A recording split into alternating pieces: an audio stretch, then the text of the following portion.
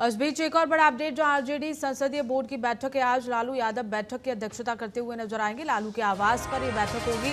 उम्मीदवारों के नाम पर अंतिम मुहर लगाई जाएगी। बड़ा अपडेट है, जहां राष्ट्रीय जनता दल की संसदीय बोर्ड की आज बैठक होनी है। इस बैठक की अध्यक्षता लालू प्रसाद यादव करेंगे। लालू के आवास पर होने वाली इस बैठक में विधानसभा चुनाव के लिए पहले चरण के अपने उम्मीदवारों के नाम पर मुहर लगाई जा सकती है। तो बड़ा अपडेट, जहां आरजेडी की भी बैठक हो रही है, संसदीय दल की बैठक होगी और इसमें उन उम्मीदवारों के नामों का ऐलान किया जाएगा। बता दें कि पिछले कई दिनों से लगातार उम्मीदवारों के नाम पर मंथन हो रहा है और इसी के साथ ही आज ये कयास लगाए जा रहे हैं कि लालू यादव बैठक की अध्यक्षता करेंगे और उसके बाद ही नामों का ऐलान जो है वो फाइनल हो जाएगा। तो लालू के आवास पर ये बड़ी बैठक होगी। अब देखना होगा कि किन किन के नामों पर मोहर लगती है। और इसी खबर को लेकर हमारे विशेष संवाददाता चंदन कुमार चंचल पटना से जुड़ गए। चंदन, कई दिनों से देखा जा रहा है कि लालू और राबड़ी आवास के बाहर कार्यकर्ताओं की भीड़ जुटी हुई है और नामों के ऐलान को लेकर वहां मंथन चल रहा है कई दिनों से। आज कहा जा रहा है कि संसदीय दल की बड़ी बैठक होनी है। आज हो सकता है कि नाम फाइनल हो जाएंगे।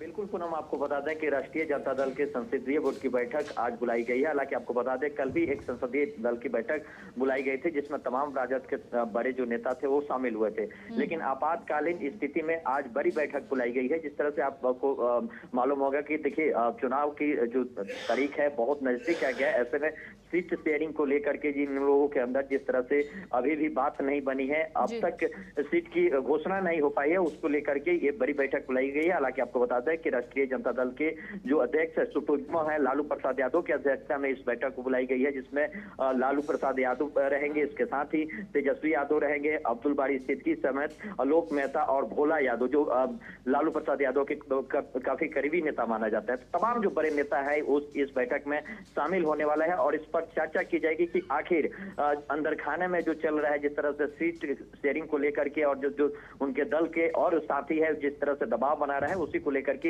इस बैठक को रखी गई है। क्योंकि देखिए कल ही से नामांकन की जो प्रक्रिया है वो शुरू कर दी गई है और नामांकन का आज दूसरा दिन है। अब तक सीट शेयरिंग के अभी तक नहीं हो पाया है, जिसको लेकर के ये बैठक बुलाई गई है। हालांकि कयास ये भी लगाया जा रहा है कि आज तमाम सीटों पर मुहर भी लग जाएगा और कैंडिडेट की घोषणा भी हो सकती है। बिल्कुल उम्मीद यही जताई जा रही है चंदन, क्योंकि नामांकन की प्रक्रिया जिस तरह से बीते कल से शुरू हो गई है 121 सीटों पर, ऐसे में अब सभी पार्टियों को अपने उम्मीदवारों के नाम का ऐलान कर देना चाहिए और इस इंतजार को यही खत्म कर देना चाहिए। आज यही उम्मीद है कि उम्मीदवारों के नाम मिल जाएंगे।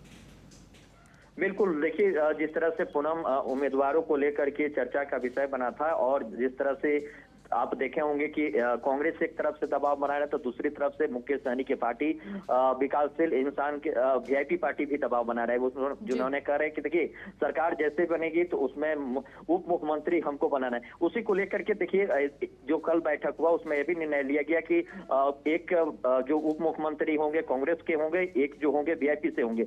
लेकिन जो बात कल जो हुई थी उसी पर आज जो फाइनल मोहर है वो लगाने के लिए इस बैठक को बुलाई गई है और इस बैठक की अध्यक्षता जो है राष्ट्रीय जनता दल के जो सुप्रीमो है लालू प्रसाद यादव करेंगे और इसमें तमाम जो बड़े नेता है वो शामिल होने वाले हैं। जी चलिए ठीक है चंदन, बहुत बहुत शुक्रिया तमाम जानकारी साझा करने के लिए।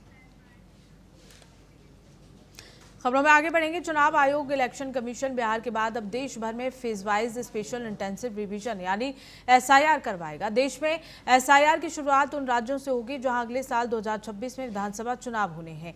ऐसे में पहले फेज में असम, केरल, पुडुचेरी, तमिलनाडु और पश्चिम बंगाल में वोटर लिस्ट का वेरिफिकेशन किया जाएगा।